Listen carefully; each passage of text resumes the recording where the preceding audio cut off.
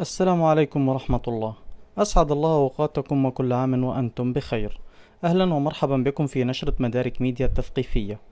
تفضلوا بمتابعتنا عبر صفحتنا على الفيسبوك مدارك ميديا للخدمات الإعلامية أو ويب سايت www.madarikmedia.com، وكذلك الاشتراك بقناة مدارك ميديا على اليوتيوب. اليوم سنتكلم عن طريقة ضغط الفيديو باستخدام برنامج فورمات فاكتوري مع المحافظة على جودته. تأتي هذه النشرة في ظل الإقبال الملحوظ على رفع الفيديوهات إلى الإنترنت، والمشكلة التي تواجه الجميع هي كبر مساحة الفيديو. طبعا هذا البرنامج يقبل كافة أنواع الفيديوهات بكافة أحجامها.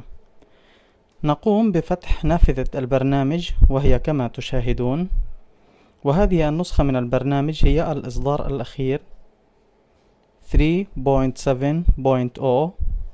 نقوم بالضغط على امتداد الفيديو AVI وتظهر لنا شاشة إعدادات هذا الامتداد. بعد ذلك نضغط على إعدادات الإخراج. كما ترون هنا تظهر لنا قائمة الدقة والحجم.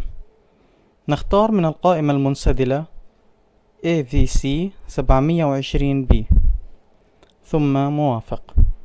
نقوم باختيار إضافة ملف ونحدد هذا الملف المراد ضغطه من الحاسوب ليظهر لنا في هذه المساحة، ثم نختار موافق ونضغط على بدء، ونلاحظ هنا تفعيل شريط تقدم العملية وننتظر حتى اكتمالها، ونقوم بعد ذلك بالضغط على مجلد الإخراج للوصول إلى الفيديو الذي تم ضغطه.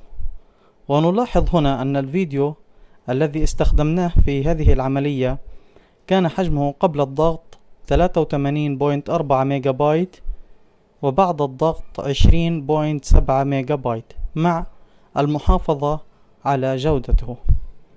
إلى هنا نكون قد وصلنا إلى نهاية نشرتنا لهذا الأسبوع، ولمزيد من المعلومات تفضلوا بزيارة موقعنا الإلكتروني www.madarikmedia.com وصفحتنا عبر الفيسبوك مدارك ميديا للخدمات الإعلامية. شاكرين لكم حسن إصغائكم، وانتظرونا في النشرات القادمة، وتقبلوا منا فائق الاحترام والتقدير.